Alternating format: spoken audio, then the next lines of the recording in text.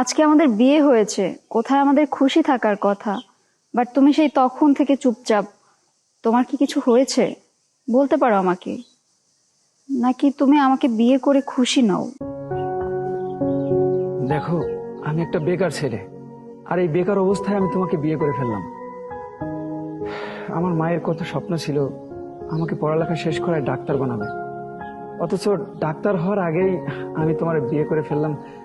এখন আমি ভাবছি যে পড়ালেখাটা শেষ করব কিভাবে। ও আচ্ছা, এই ব্যাপার। আচ্ছা, তোমাকে কে বলেছে বিয়ে করলে পড়ালেখা শেষ করা যায় না? এটা কি কোথাও লেখা আছে? আমি যদি এখন লেখাপড়া করতে চাই তাহলে তোমার খরচ চালাবো কিভাবে? আমাদের তো তেমন টাকা পয়সা নাই। আমার বাবা মারা যাওয়ার পরে আমার মা অনেক কষ্ট করে সংসারটা চালাচ্ছে। দেখো, আমাদের অল্প কিছু জায়গা জমি আছে, সেগুলো বর্গা দিয়েই মোটামুটি মা আর ছেলের সংসারটা চলে যায়। আমি তো আমার কথা ভাবছি না, তোমার কথা ভাবছি।